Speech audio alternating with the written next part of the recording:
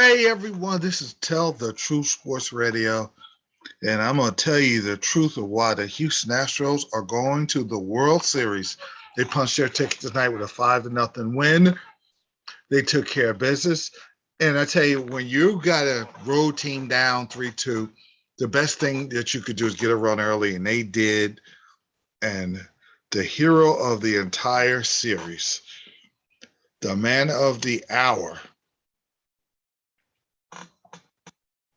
Yordan Alvarez, was 4 for 4. He got the big double. Kike Hernandez, who just fizzled out toward the end, he was on fire, dropped the fly ball that could have been caught. It was on the heel of his glove. They score a run. And then from there, the Houston Astros pitching took over, and they took out a great lineup. Garcia went almost 6 innings, 5 in the third. Patton, Graveman, Stanek, and Presley finished them off. And the Rockets, the Houston Astros, took care of business. The biggest play of the entire game was in the 7th inning after being down 2-0. The Red Sox had a rally, and you could tell the bench was getting excited. Travis Shaw strikes out, and Verdugo gets caught stealing. He had no business trying to steal. And the Astros are the winners, and they're going to the World Series. And I hear the announcers like, well, they went through a lot. No, they put themselves through a lot during the cheating scandal. But this is their opportunity to get respect and win without the nonsense. And this is their chance. They did a great job. They walked into, after getting beat up in Fenway, beat up at home in game 2, beat up in Fenway in game 3, down 2-1 in the 8th.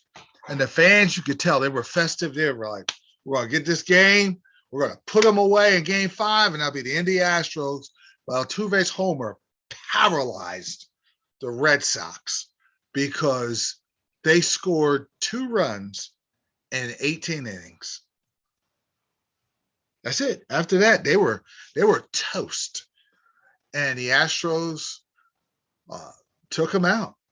Took them out, man. Beat them up.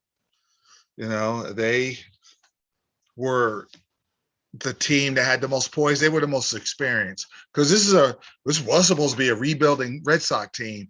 But the Astros are better set up to make a run for the World Series. And congratulations to the Astros. The Red Sox have a chance with Sale and Eovaldi and their young pitching staff. They have a nice pitching staff. You know, you have Devers, Bogarts, who didn't have a good series, JD Martinez, who's a monster, Verdugo. They got nice pieces to make a run. The only problem is Tampa's not going nowhere, and Toronto's getting better in a hurry. They're in a rough division. So if they're going to get better, they better get really better next year. And I don't know what the Yankees are going to do. Now, the Dodgers. I had to change my entire report because I was talking about Scherzer and how he's going to pitch. He's going to be out with shoulder stiffness. So he's not pitching, and they're in serious trouble. I believe they may grab David Price off the scrap heap, which is a good idea. He's got a ring. He pitched well in his last couple outings when he didn't pitch well in the postseason. Then toward the end with Boston, he pitched well. Roll the dice. But I have a little bit of a problem with Atlanta because they had an opportunity to get the Dodgers out at 5. Up 2-0, Fried pitching. He got tattooed. Once they took a 2-0 lead, they showed me no killer instinct. And the Dodgers got a lot of heart. Everyone's hurt on the Dodgers. Turner, Scherzer, Muncy. Every big, important player is gone. Joe Kelly. And they're going to battle, and they're going to battle tomorrow. And the Braves better win tomorrow. Everything's set up now with Scherzer out. They're set up to win this playoff now. Now they're set up to win Game 6. The fans are going to be festive. They're going to be ready to celebrate. At about 8 o'clock Eastern time or 8:30, they should be there popping champagne. If they lose this game, and then you get Walker Buehler, you were asking for trouble because Walker Buehler was bad in game 3. You're going to bank on him being bad again? This guy's always a Cy Young candidate every year. But the one good thing Atlanta's got is Freeman is starting to cook. He's starting to get hits. He's waking up. The Albies and all the other guys, Riley, they're bringing it. And, Jock Peterson could give you a big timely hit. They're going to need it tomorrow. They're going to have to jump on the Dodgers early and put them away. If you keep this team lingering and letting the Dodgers hang around, there's trouble. This is the college football report. It's not a great college weekend, but looking at Oregon, UCLA, it's going to be a determining factor. I like UCLA. The biggest reason is one of Oregon's best players, C.J. Vardell, is out for the season.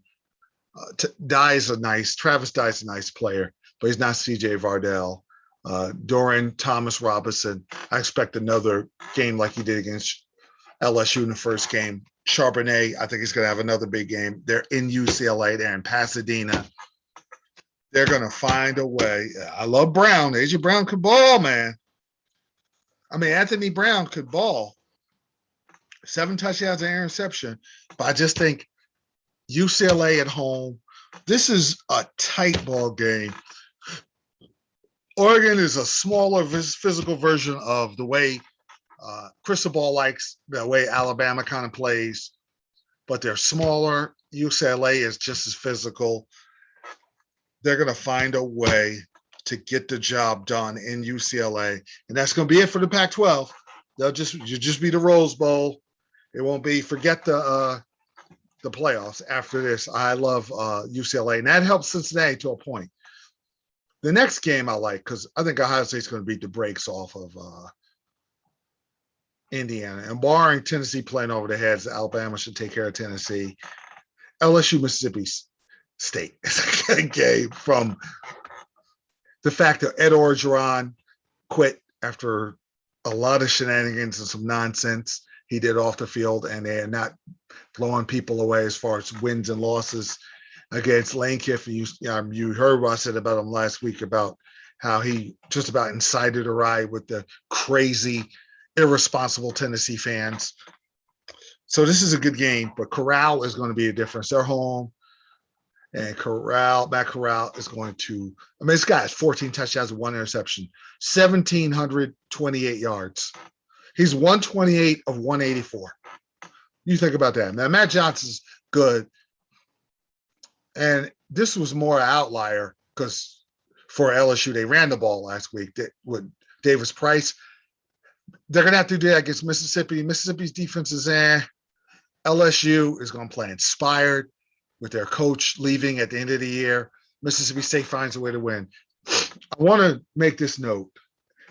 Ed Orgeron, I heard the rumors, and I hope that's not true about, I know he's divorced, but bringing women to the practices with their kids, that's a no-no. But the biggest no-no is hitting on, I don't know if it's a chancellor or somebody high up in the office of LSU, and he hit on the wife. And it's one thing if the wife hit on him back. All right, see, that's a problem. But he saw her in the gym, he's hitting on her, and he's like, we should go out, I like you. I'm feeling you right now.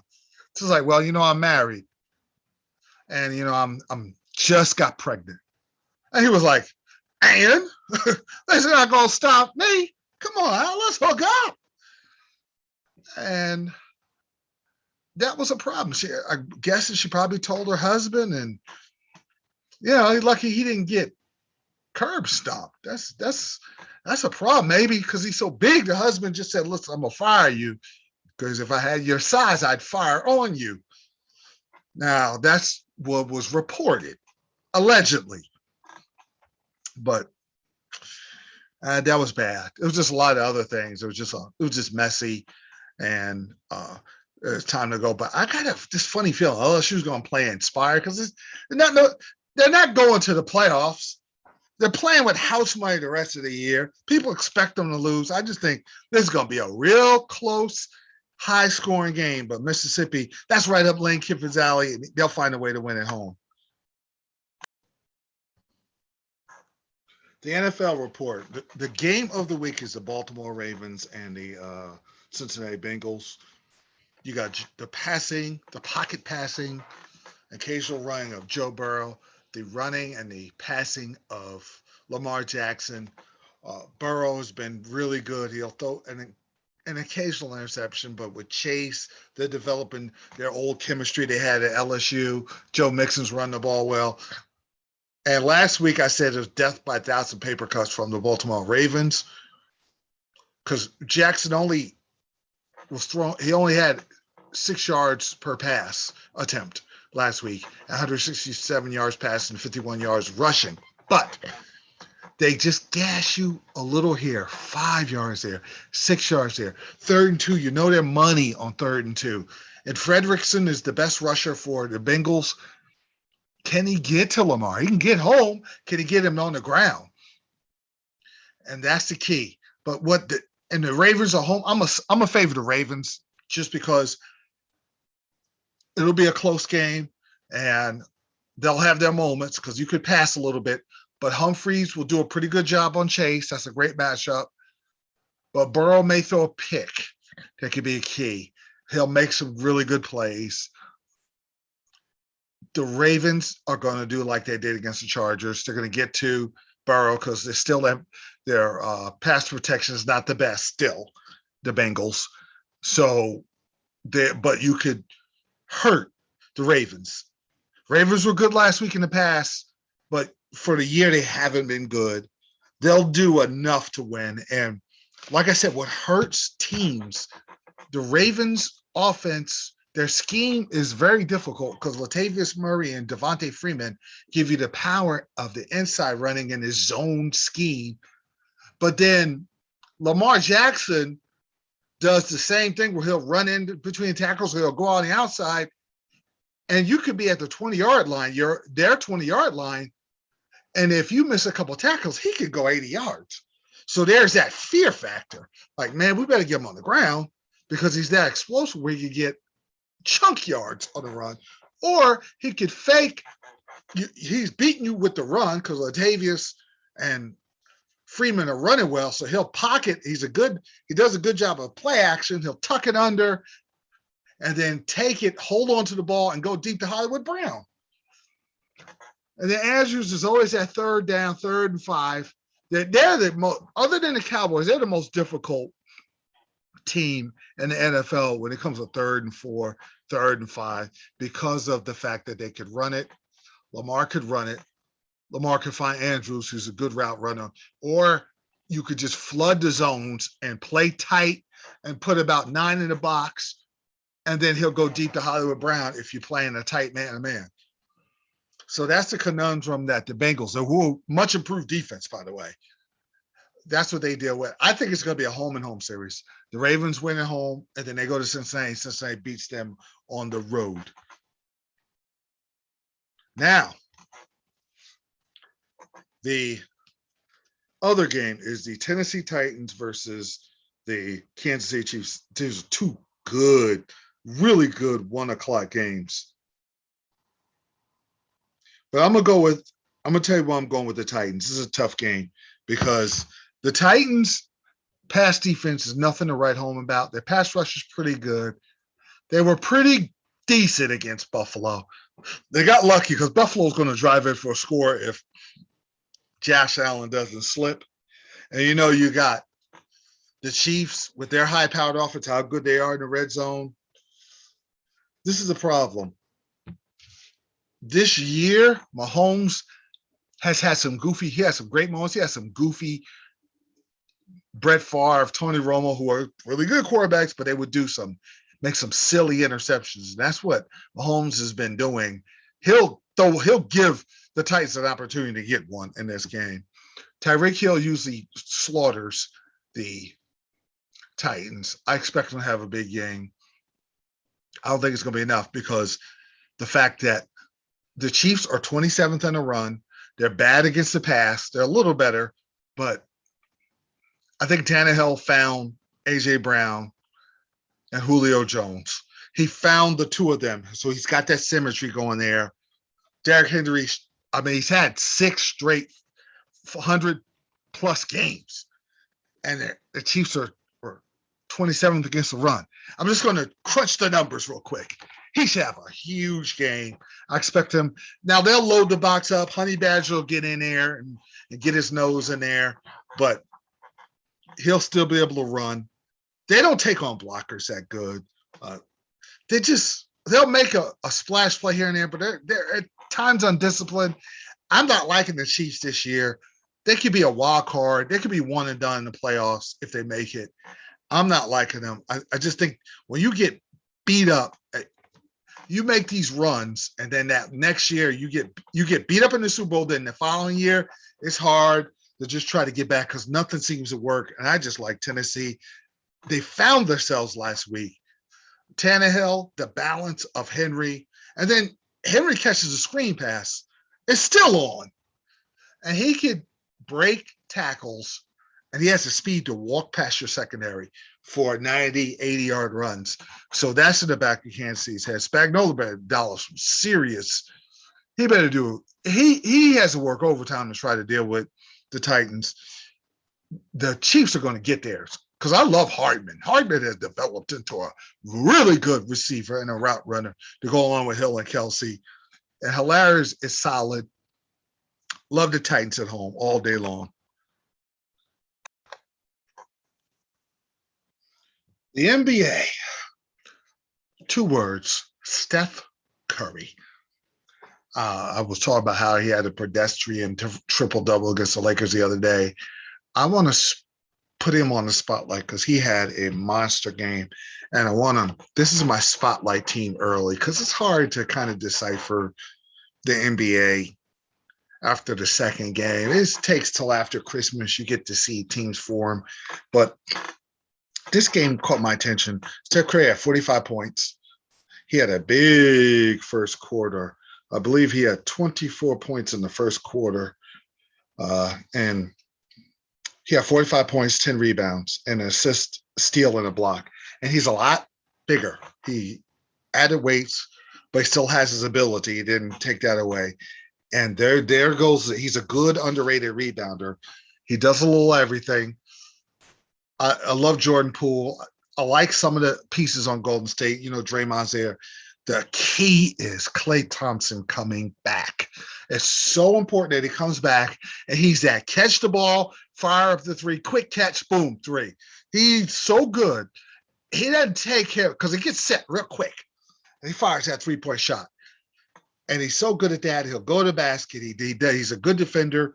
He's the perfect guy to glue the foundation and the crux of a championship run if the Warriors want to have it, but they need to make a move. See, Ben Simmons is perfect for Golden State. They have to move Wiggins. And I listened to Kwame Brown. He got on a reporter talking about you shouldn't say he should get traded for a bag of Doritos.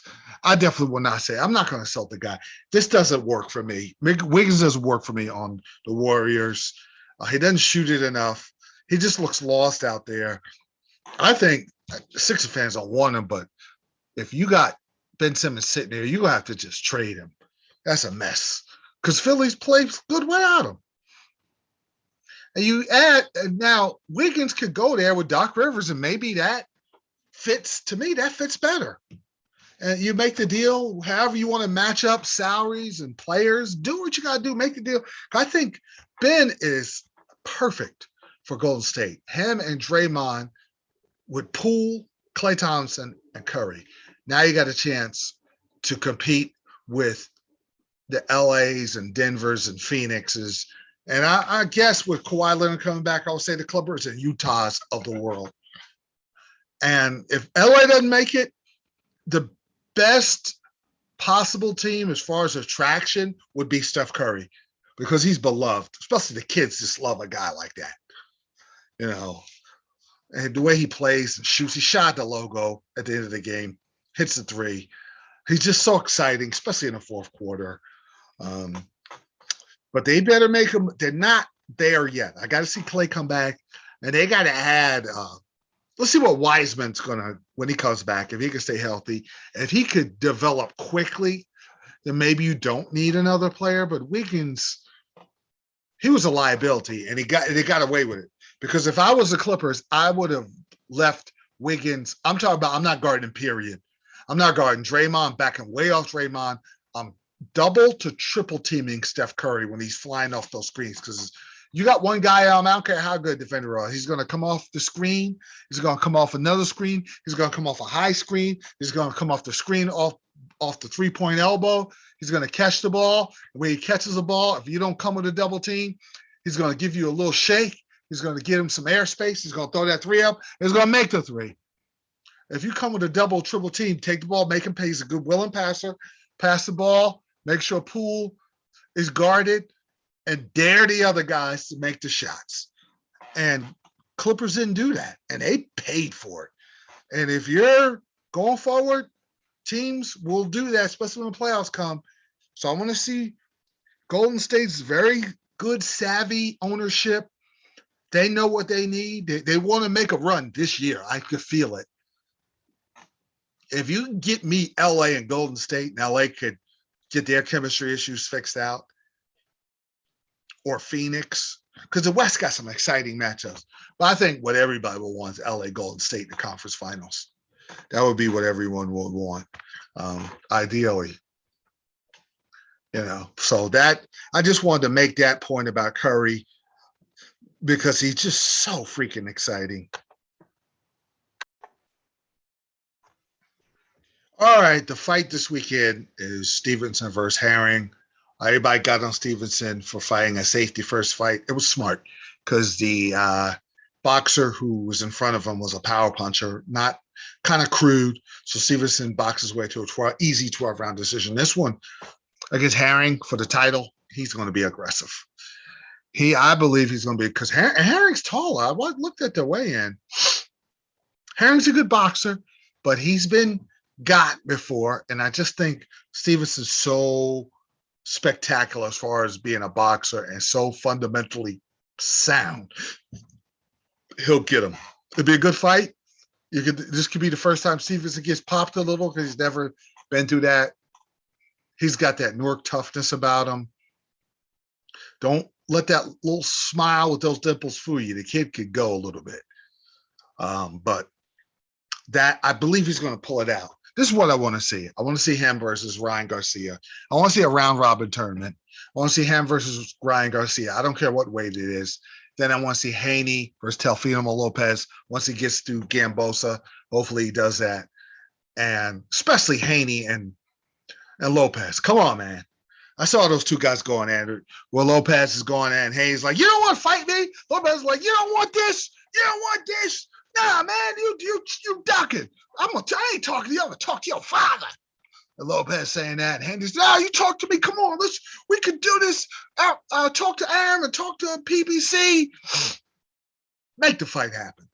Okay, I got the back and forth.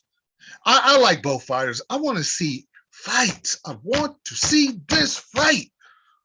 I see you guys trash talking. Don't tease me. Let it happen. I'm pulling hard for Lopez to get past Gambosa. Knock him out. And now let's get this on. Don't waste no more time. Haney, Lopez, Garcia, let him get a tune-up fight after his injury. And then we'll have Shakur. Let Shakur and Ryan. And then the winner of those two guys fight the winner of Lopez and Haney. And that would make me so happy. I get to see all the boxers that I do admire, these young guys, fight each other. Let's see who's who. And who's the real top dog.